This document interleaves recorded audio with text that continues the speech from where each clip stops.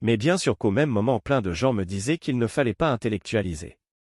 J'ai finalement dû m'éloigner de tous les gens qui m'avaient depuis des années incité à ne plus intellectualiser, car ils avaient une mauvaise influence sur moi, et j'ai compris que ce sont des gens qui sont au service, sans le savoir, des forces vampires. J'ai appris à les observer, à comprendre comment ils fonctionnaient. J'ai même fini par en faire un sujet de recherche, car je manquais de sujets sur lesquels pouvoir intellectualiser, et une fois que j'ai eu compris comment le vampirisme fonctionne, j'ai pu totalement me débarrasser des entités qui me pompaient mon énergie, pour ne garder que celles qui me ressemblent, celles qui aiment faire des recherches, comme moi. Car il faut savoir que ce ne sont pas toutes les entités qui nous vampirisent, ce que veulent nous faire croire certains. En fait, leur truc, c'est d'entretenir des confusions pour qu'on soit toujours perdu. C'est pour cela qu'ils sont contre le fait qu'on intellectualise, ils ne veulent pas qu'on comprenne qu'ils mettent de la confusion partout. Et surtout, il ne faut pas croire que ces gens qui mettent de la confusion soient spécialement des gens haut placés dans la société, on en trouve à tous les niveaux, même chez des gens très pauvres. C'est ce que j'appelle les courroies de transmission de l'astral, qui sont placées partout, à tous les niveaux, pour être sûr que toute la société soit atteinte. C'est en cela que je ne partage pas l'idée des complotistes qui pensent qu'une élite seule manipulerait la société, je vois bien qu'on trouve des courroies de transmission à tous les niveaux. Alors donc, l'arme fatale contre ces entités, c'est notre intellect. La différence entre l'intellect et le mental, c'est le fait que le mental est désordonné, il manie des idées confuses et contradictoires, alors que l'intellect élabore des idées cohérentes, construites, élaborées, qui permettent d'enlever toutes les confusions. Dans les deux cas on manie des idées, mais dans un cas, le mental mimétique, elles sont incohérentes et confuses, et dans l'autre cas elles sont cohérentes et claires. Mais vous vous doutez bien que ces forces de l'ombre, qui ont besoin de vous vampiriser votre énergie vitale, n'ont surtout pas intérêt à ce que vous ayez l'esprit clair, et que vous puissiez vous protéger d'elles. Elles ont tout intérêt à ce que vous ne connaissiez pas leur existence, à ce que vous soyez dans la confusion en permanence, tout le temps avec des pensées contradictoires, par quoi elles peuvent vous vampiriser facilement.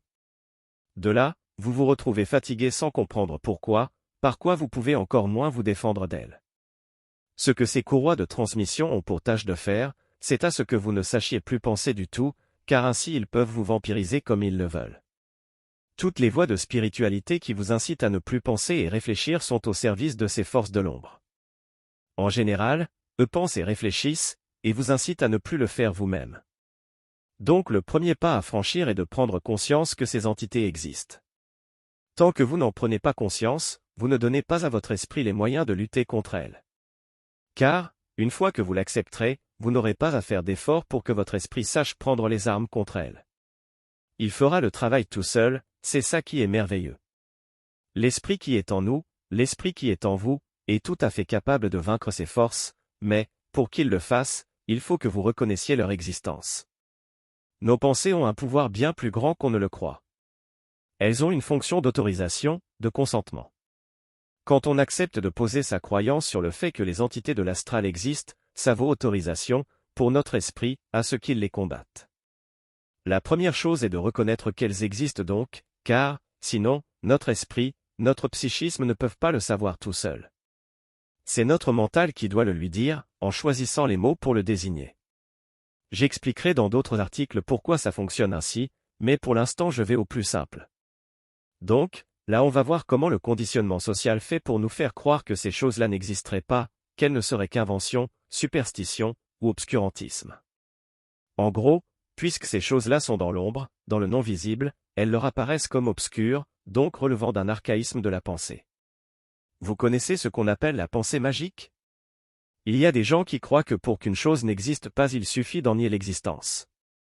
Les enfants font ça, c'est pourquoi on appelle ça la pensée magique. Cela ressemble un peu au positivisme, il y a des gens qui croient que pour éviter les problèmes il ne faut pas s'en occuper, qu'ils disparaîtront tous seuls, alors que c'est le contraire. Si on ne regarde pas les dangers on fonce droit dedans.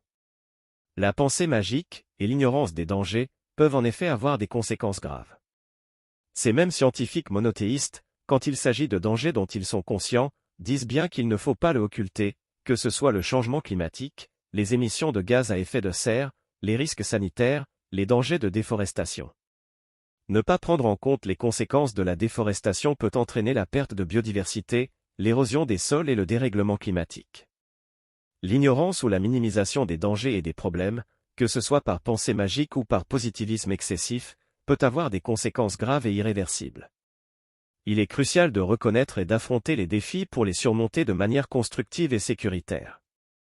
Mais si on veut manipuler quelqu'un, quoi de plus simple que lui dire « Fais confiance, ne t'inquiète pas, tout ira bien », et il va aller se vautrer dans les problèmes, qui n'en finiront plus. Ceci dit, le discours dit positiviste est au départ plus rassurant. En disant aux gens « Vous n'avez rien à faire, il suffit de donner votre confiance », ça donne l'impression que la vie est belle, et qu'il suffit de se débarrasser de toutes ses peurs, pour que tout devienne simple. En fait, ça marche, éventuellement, si vous vous mettez sous la protection de quelqu'un qui résoudra les problèmes à votre place, et qui en échange vous demandera de vous soumettre. Alors donc, la thèse que je défends ici est que nous sommes tous entourés d'entités, et que certaines peuvent soit s'agripper sur nous, soit carrément s'inviter dans notre corps, et cohabiter en lui avec nous, sans que nous n'en sachions rien. En nier l'existence n'en protège pas, même si certains savent s'en protéger naturellement, qui sont les intellectuels en général, car l'intellect protège de l'astral. Mais, pour qui ne sait pas intellectualiser ou mentaliser, il n'a aucune protection. Considérer le vampirisme normal pour ceux qui ne savent s'en protéger est une non-assistance à personne en danger. Alors il est justement un cas où on va pouvoir voir que cette négation du vampirisme énergétique par la science trouve une meilleure explication que les théories proposées par les psychiatres dans la mouvance scientifique. C'est le cas Billy Milligan, qui avait 24 personnalités, et qu'on peut soit considérer comme un monstre dans la vision scientifique monothéiste, soit comme victime de possession.